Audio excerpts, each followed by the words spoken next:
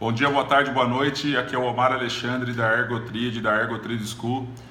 E no vídeo de hoje eu vou falar sobre um assunto aí que tem a ver com atividades, com trabalhos assim, onde existe um esforço muito grande, onde existe uma exigência muito grande por parte do trabalhador.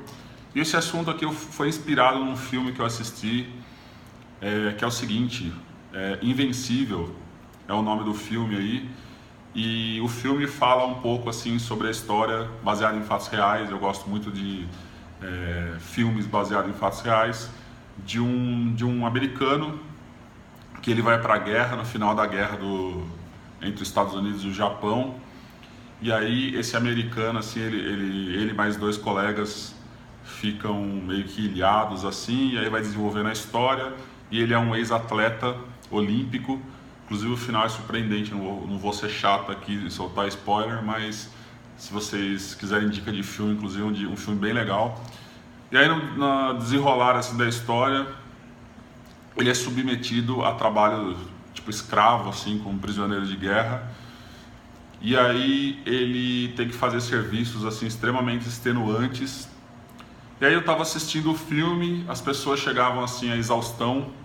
Então tem um cara assim que está numa espécie de subir uma escada, assim, um mezanino, e ele cai exausto, morre, cai, despenca lá embaixo, porque ele não estava aguentando mais aquele trabalho, aquela atividade, tipo uma carvoaria lá, um trabalho que eles estavam fazendo, e se não aguentasse fazer, morria, né? Os japoneses matavam os caras.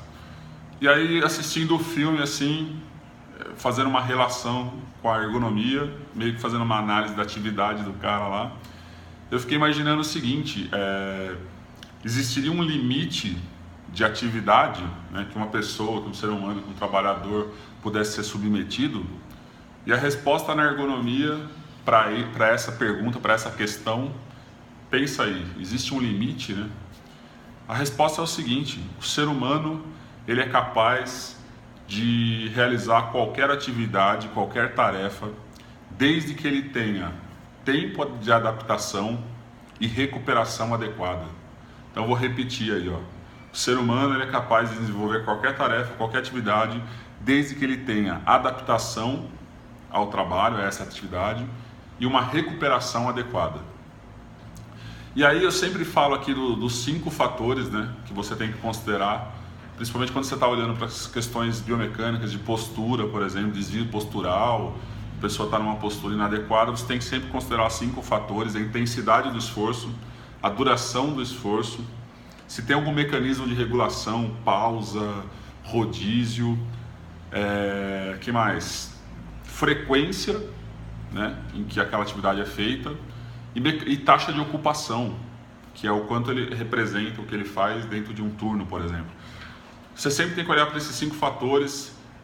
Esses 5 fatores estão presentes nas ferramentas, nas técnicas, na metodologia de análise de risco ergonômico, risco biomecânico, envolvendo postura.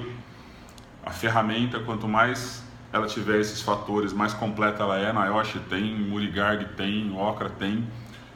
E assim, desses fatores que eu falei, todos estão relacionados com essa dica, com esse insight que eu estou passando aqui, que tem a ver com o tempo de adaptação e recuperação adequada.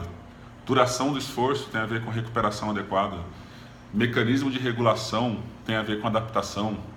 Frequência, taxa de ocupação.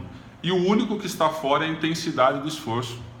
Então assim, essa regra que eu estou passando aqui, que toda atividade pode ser executada desde que tenha tempo de adaptação e recuperação adequada, ela tem uma exceção aí, como toda regra, que é a questão da intensidade. Se você, por exemplo, vai pegar um peso 100 quilos, absurdo, sabe, onde a intensidade é extremamente alta, aí você pode ter uma dificuldade maior, e aí essa regra que eu tô colocando aqui de adaptação e recuperação talvez não sirva.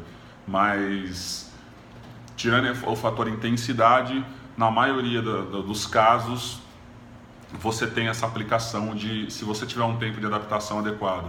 E se você, eu vou até gravar outros vídeos falando sobre os tempos de adaptação para cada tipo de atividade.